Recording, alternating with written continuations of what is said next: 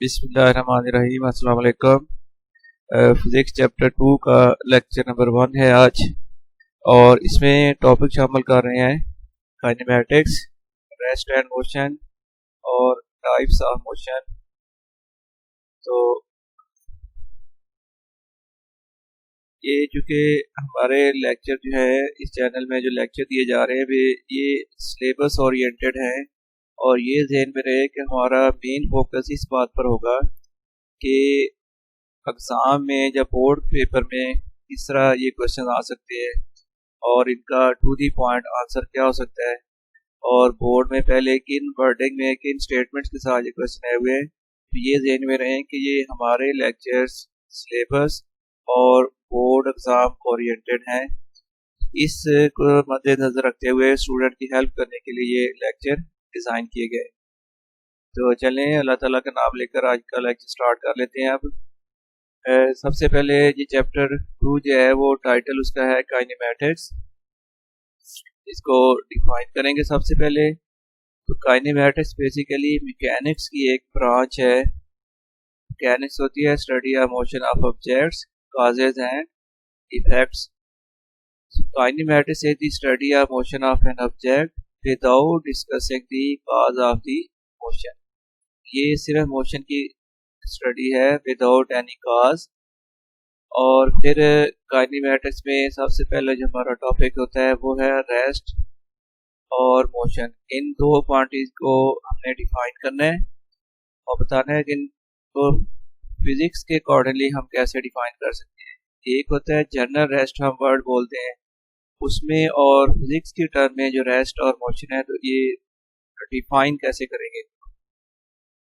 A body is said to be at rest if it does not change its position with respect to its surroundings। मतलब ये कि एक body तब rest में होगी according to physics if it does not change its position, अगर वो अपनी पोजीशन ना चेंज करे with respect to its surroundings, अपनी सराउंडिंग के इर्द गिर्द के तमाम एटमॉस्फेयर के मुकाबले में अगर कोई बॉडी अपनी पोजीशन चेंज नहीं कर रही तब हम कहेंगे वो रेस्ट में है। अपनी जगह पर रहते हुए बेशक हम मूव कर रहे हैं, अपने हाथों को हिला रहे हैं, लेकिन सराउंडिंग के हिसाब से अगर पोजीशन चेंज नहीं हो रही तो वो रेस्ट ही कंसीडर किया जाएगा। फॉर एग्जांपल एक इंजन स्टार्ट है, वो घूम रहा है, लेकिन सराउंडिंग के अकॉर्डिंगली उसकी पोजीशन चेंज नहीं हो रही तो हम फिजिक्स के अकॉर्डिंगली कहेंगे कि that engine is at rest. इस तरह अगर हम बैठे हुए कोई काम कर रहे हैं, बेशक सारा दिन काम में लगे रहे हैं, लेकिन फिजिक्स के अकॉर्डिंगली वो हमारा जो पोजीशन है वो रेस्ट की पोजीशन ही होगी। Example, passenger sitting in a moving bus is at rest because he और she is not changing his position with respect to other passengers और ऑब्जेक्ट्स इन द बस। देखिए बात ये है कि अगर पैसेंजर जो है, मुसाफिर जो है, वो ट्रेन में या बस में बैठा हुआ है, वो बस की बाकी सीट्स, बस की बॉडी और साथ वाले जो पैसेंजर्स हैं उनके अकॉर्डिंगली उसकी पोजीशन चेंज नहीं हो रही, ना उनकी तरफ अकॉर्डिंगली वो मूव कर रहा है, आगे जा रहा है, ना पीछे जा रहा है, ना लेफ्ट ना राइट। उन सराउंडिंग के हिसाब से यानी गाड़ी की जो बॉडी है और सीट्स जो हैं उनके अकॉर्डिंगली उसकी पोजीशन चेंज नहीं हो रही तो हम कहेंगे that passenger is rest with respect to his other passengers and body of the bus seats. यहाँ पर सराउंडिंग एक वर्ड आया तो ये मैंने साइड पर इसको डिफाइन कर दिया है।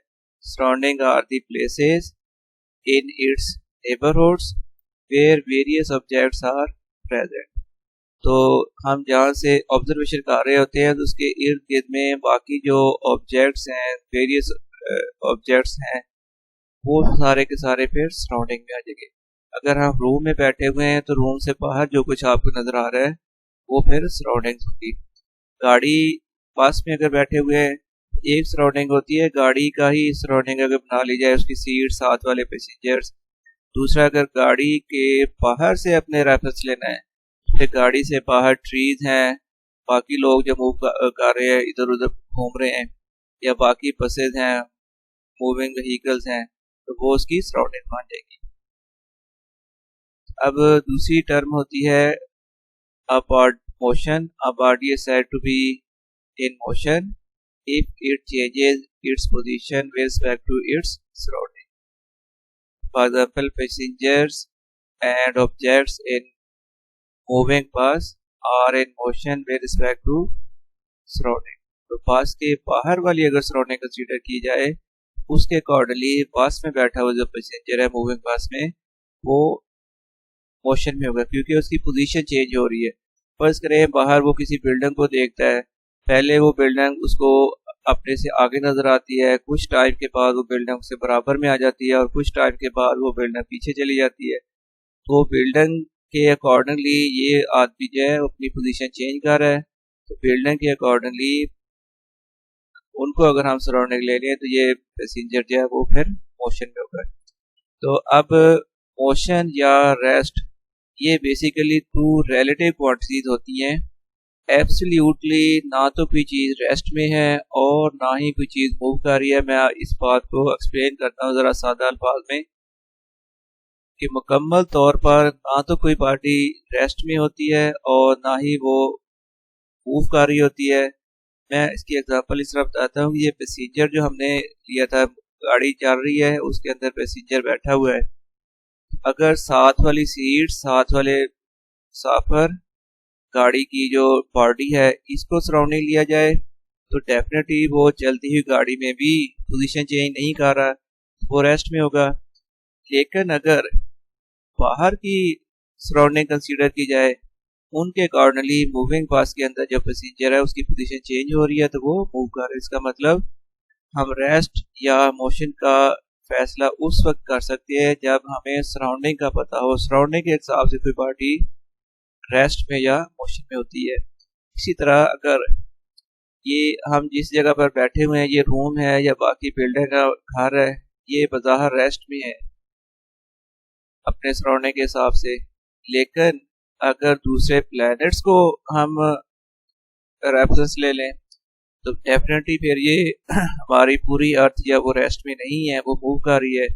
तो मुख्तसर बात ये है कि रेस्ट या मोशन ये कोई एब्सोल्यूट क्वांटिटी नहीं है, बल्कि ये सिर्फ और सिर्फ डिपेंड करता है कि आप किसके रिलेटिवली इसको डिफाइन कर रहे हैं, रेस्ट या मोशन को। बात लंबी हो रही है, अगर आपके लेवल में इतना ही काफ़ी है। नेक्स्ट फिर एक इम्पोर्टेंट लॉन्ग क्वेश्चन है, बोर्ड में आया हुआ है, explain the types of motion. तो रेस्ट और मोशन को डिफाइन करने के बाद अब हम डिस्कस करेंगे वेरियस टाइप्स ऑफ मोशन। तो there are 3 main types of motion, वो हैं translatory motion, rotatory motion and vibratory motion. तो बच्चों जिस तरह आपको एक्सप्लेन किया जा रहा है आपने इसी तरह अटेम्प्ट करना होगा पेपर में। सबसे पहले हम डिफाइन कर लेते हैं translatory motion.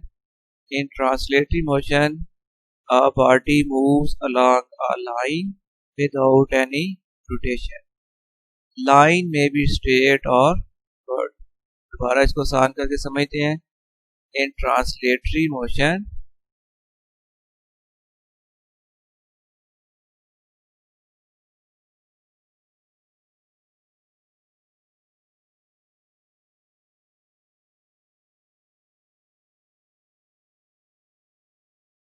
Translatory motion body moves along a line, यानी बॉडी एक लाइन के अलोंग मूव करेगी और विदाउट एनी रोटेशन, बॉडी में कोई रोटेशन पैदा नहीं होनी चाहिए। वो लाइन जो है, वैसे तो लाइन स्ट्रेट होती है, लेकिन इस मोशन के लिए जो हम लाइन कह रहे हैं तो वो लाइन स्ट्रेट भी हो सकती है और कर्व भी हो सकती है। तो देखिए अगर एक आपके हाथ में एक पेंसिल है, पेंसिल को अपने हाथ से पकड़ के बगैर रोल किए हुए आगे मूव करते हैं तो ये ट्रांसलेटरी मोशन हो जाएगी, क्योंकि इस केस में उस पेंसिल ने रोटेट नहीं हुई पेंसिल। लेकिन उसी पेंसिल को अगर आप फ्री हैंड छोड़ेंगे कर्व सरफेस के ऊपर तो डेफिनेटली वो घूमते हुए मूव करेगी, वो रोटेट होगी। अब यही पेंसिल जो है मोशन उसी तरह की हो रही है, लेकिन अब इसमें रोटेशन आ गया तो अब ये ट्रांसलेटरी मोशन नहीं होगी। इसी तरह गाड़ी जब चलती है तो उसके जो व्हील है वो तो रोटेटरी मोशन में रोटेट हो रहे हैं, लेकिन गाड़ी की जो सारी बॉडी है जिसमें पैसेंजर्स हम लोग बैठ के सफ़र करते हैं उसमें कोई रोटेशन नहीं आ रही। तो वो गाड़ी की जो सारी बॉडी जहाँ पर सीट्स हैं, बाकी जो उसकी सारा स्ट्रक्चर है, वो फिर ट्रांसलेटरी मोशन में होगा। आगे फिर for example motion of car in a straight line, car, और motion of an aeroplane in a straight line, motion of riders in Ferris wheel. तो ये टाइप्स हैं ट्रांसलेटरी मोशन की। तो बच्चों फेरिस व्हील जो है, आल्दो फेरिस व्हील रोटेट होता है, लेकिन यहाँ बात की जा रही है मोशन ऑफ राइडर्स। उसके अंदर बैठे हुए जो राइडर्स हैं, जो सीट्स के ऊपर बैठे हुए लोग हैं, तो वो लोगों में किसी तरह की रोटेशन नहीं हो रही होती, वो डेफिनेटली सीधे बैठे रहते हैं चेयर्स पे। इसलिए राइडर्स की जो मोशन है वो ट्रांसलेटरी मोशन है, लेकिन as a whole Ferris wheel definitely rotate हो रहा होता है। फिर ट्रांसलेटरी मोशन की फर्दर टाइप्स हैं। वो टाइप्स है नंबर 1 लीनियर मोशन, दूसरी ट्रांसलेटरी मोशन की टाइप है सर्कुलर मोशन, और थर्ड ट्रांसलेटरी मोशन की टाइप है रैंडम मोशन। अब इन तीनों मोशन को बारी बारी डिस्कस कर लेते हैं। लीनियर, ये लाइन से है बच्चों, लीनियर मतलब लाइन, इन लाइन, तो लीनियर वर्ड लाइन से निकला हुआ है, तो ये लीनियर मोशन का मतलब होगा मोशन है लाइन। अगर इसको प्रॉपर वर्ड में डिफाइन करें, तो straight line motion of a body is known as its linear motion. For example motion of objects such as a car moving on a straight road and level road is move on a straight and level road is linear motion. Next में बड़ी best example होती है motion of freely falling bodies. तो किसी body को अगर किसी height से ड्रॉप कर दिया जाए और उस वक्त फिर ड्रॉप करने के बाद उस पर कोई और एयर फ्रिक्शन, ये वो सारी फोर्स, एक्सटर्नल फोर्सेस ना एक्ट करे, तो बॉडी अपने वेट की वजह से, ग्रेविटी की वजह से जो डाउनवर्ड मूव कर रही होती है, तो वो डेफिनेटली एक स्ट्रेट लाइन मोशन होती है। ये अलग से शॉर्ट क्वेश्चन भी आ सकता है, डिफाइन लीनियर मोशन, तो तब आप इसको डिफाइन कर लेना और साथ ये 2 एग्जांपल लिख देनी है। नेक्स्ट फिर है सर्कुलर मोशन। ये है motion of an object in circular path is known as circular motion. For example motion of toy train on a circular track, एक सर्कुलर ट्रैक बना के ऊपर टॉय ट्रेन चलाते हैं, तो वो एक सर्कुलर मोशन की टाइप होगी। फिर है motion of earth around the sun, तो हमारी अर्थ जो है वो सन के अबाउट एक ऑर्बिट में सर्कुलर पाथ में मूव कर रही है, ये एक सर्कुलर मोशन की एग्जांपल है। फिर motion of moon around the earth, तो जो मून है वो हमारी अर्थ के अबाउट सर्कुलर पाथ में एक ऑर्बिट में मूव करता है, तो ये सारी सर्कुलर मोशन की एग्जांपल्स हैं। अलग से शॉर्ट क्वेश्चन है तो डिफाइन सर्कुलर मोशन आ सकता है, तो फिर आप इसकी लिखोगे डेफिनेशन प्लस एग्जांपल्स। अब रैंडम ट्रांसलेटरी मोशन की थर्ड टाइप है रैंडम मोशन। रैंडम का मतलब होता है इरेगुलर, बगैर किसी रेगुलरिटी के, रूल्स रेगुलेशन के। तो ये है डिसऑर्डर, कोई ऑर्डर नहीं होता इसमें, और irregular motion of an object is called random motion. कोई इसमें यानी कायदा कानून नहीं है, बिल्कुल बेहंगम सी मोशन है, इरेगुलर मोशन है। तो इसके एग्जांपल देखें, motion of insects and birds is random motion. तो ये एयर में जो इंसेक्ट्स और बर्ड्स की मोशन होती है, ये भी रैंडम मोशन है। आलो कुछ बर्ड जो है वो लॉन्ग डिस्टेंस तक जब मूव करते हैं तो वो एक फॉर्मेशन बना के जरूर चलते हैं, लेकिन ये जनरल बात हो रही है, आम जो बर्ड्स हम मूव करते हुए देखते हैं वो रैंडम मोशन में होते हैं। मोशन ऑफ डस्ट और smoke particles in the air is also random motion. फिर ब्रोनियन मोशन ऑफ गैस और liquid molecules along a zigzag path, they are also random motion। जो ये ब्रोनियन का एक नाम आया है, ब्रोनियन वैसे तो साइंटिस्ट का नाम है रॉबर्ट ब्राउन। तो ब्रोनियन मोशन ये लिक्विड या गैस के मॉलिक्यूल की जो रैंडम मोशन है, इसको ब्रोनियन मोशन का नाम दिया जाता है। ये अलग से शॉर्ट क्वेश्चन भी है, डिफाइन ब्रोनियन मोशन। तो मोशन ऑफ गैस और liquid molecules along a zigzag path is called Brownian motion. और इसके बाद फिर नेक्स्ट मोशन की टाइप है rotatory motion. The spinning motion of a body about its axis is called its rotatory motion. अच्छा, spinning motion होती है जब कोई बॉडी अपने ही एक्सिस के अबाउट घूमता है। जैसे बॉल पकड़कर आप हाथ में उसको घुमाना शुरू कर दें तो बॉल जो है वो अपने ही एक्सिस के अबाउट घूमती है। इसको कहते हैं स्पिनिंग मोशन ऑफ बॉडी। अगर एक चलते हुए फैन को देखें तो फैन की जो मोटर है वो भी अपने ही एक्सिस के अबाउट घूम रही होती है, तो वो भी एक स्पिनिंग मोशन है। इसी तरह अगर एक व्हील को आप चलता हुआ देखो तो व्हील की एक्सिस के अबाउट जो मोशन है वो भी एक स्पिनिंग मोशन है। तो स्पिनिंग मोशन में बॉडी जिस एक्सिस के अबाउट घूम रही होती है वो उस बॉडी का ही एक पार्ट होता है। आगे सर्कुलर और स्पिनिंग मोशन में हम डिफरेंस एक्सप्लेन करेंगे। फिलहाल हम रोटेटरी मोशन को डिफाइन कर लें कि spinning motion of a body about its axis is called its rotatory motion. For example, motion of a wheel about its axis, motion of steering wheel, motion of earth about its geographical axis. एक तो motion होती है motion of around the sun, वो circle में होती है, लेकिन motion में दो टाइप्स, अर्थ में दो टाइप्स की मोशन होती है। दूसरी जो अर्थ की मोशन है वो अपने ही एक्सिस के अबाउट भी ये स्पिनिंग मोशन होती है, वो उसको हम रोटेटरी मोशन कहेंगे। ये अलग से शॉर्ट क्वेश्चन है तो डिफाइन रोटेटरी मोशन आ सकता है, डिफाइन एक्सिस ऑफ रोटेशन आ सकता है। तो एक्सिस ऑफ रोटेशन एक ऐसी लाइन है जिसके अबाउट बॉडी रोटेट होती है। An axis of rotation is a line around which a body rotates. Next फिर टाइप ऑफ मोशन है वाइब्रेटरी मोशन। ये है to and fro motion of a body about its axis या about its mean position is known as vibratory motion.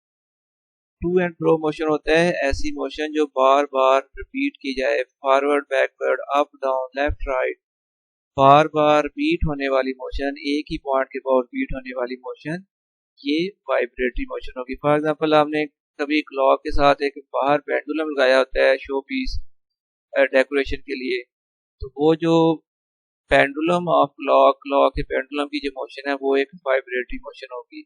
इसी तरह अगर एक spring के साथ किसी बॉडी को बांधकर अपवर्ड डायरेक्शन में एकदम मूव किया जाए तो वो अप डाउन मोशन जारी रहती है, ये भी एक वाइब्रेटरी मोशन है। तो back and fourth motion of swing, एक झूले की बैक एंड फोर्थ मोशन, ये भी वाइब्रेटरी मोशन है। The to and fro motion of a pendulum of clock, ये मोशन ऑफ सीसा, ये सारी की सारी हैं वाइब्रेटरी मोशन की टाइप्स। आगे एग्जांपल एक शॉर्ट क्वेश्चन है, what a difference between circular motion and rotatory motion.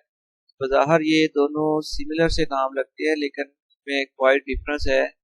Circular, in circular motion the point about which a body goes around is outside the body. या आसान अल्फाज में बता दूं कि सर्कुलर मोशन में बॉडी जिस पॉइंट के अबाउट घूमती है वो पॉइंट बॉडी से बाहर कहीं होता है। ठीक हो गया। तो इन rotatory motion the line around which a body moves about is passing through the body itself. Circular motion एक पॉइंट के अबाउट होगी और वो पॉइंट बॉडी से बाहर होगा। रोटेटरी मोशन में बॉडी एक लाइन के अबाउट घूमेगी और वो लाइन बॉडी ही में से पास करेगी। आसान कर लेते हैं इसको, फैन को रोटेट होते हुए देखें तो फैन की जो मोशन, मोटर की जो मोशन आप देख रहे होते हो तो ये रोटेटरी मोशन है, क्योंकि ये एक लाइन के अबाउट मोशन हो रही है। जो लाइन जो दरमियान में एक रॉड सा लगा होता है जिसके साथ इसको लटकाया जाता है पंखे को, वो रॉड इसका एक्सिस ऑफ रोटेशन होगा और वो मोटर ही में से पास कर रहा होता है, तो ये रोटेटरी मोशन होगी। इसके बाद आप यूं करें कि इसके ब्लेड पर कोई निशान लगा दें, कोई स्पॉट लगा दें, कोई नुक्ता लगा दें। मैं बता रहा था कि अगर फैन के ब्लेड के ऊपर एक स्पॉट बना देते हैं, नुक्ता लगा देते हैं, वो जो स्पॉट या नुक्ता होगा उसकी जो मोशन है वो सर्कुलर मोशन होगी, तो जिस पॉइंट के अबाउट घूमेगा वो पॉइंट डेफिनेटली वहाँ उस प्ले के ऊपर मोशन नहीं होगा। ये एक डिफरेंस हो गया। the motion of wheel about its axis and that of steering wheel are examples of rotatory motion.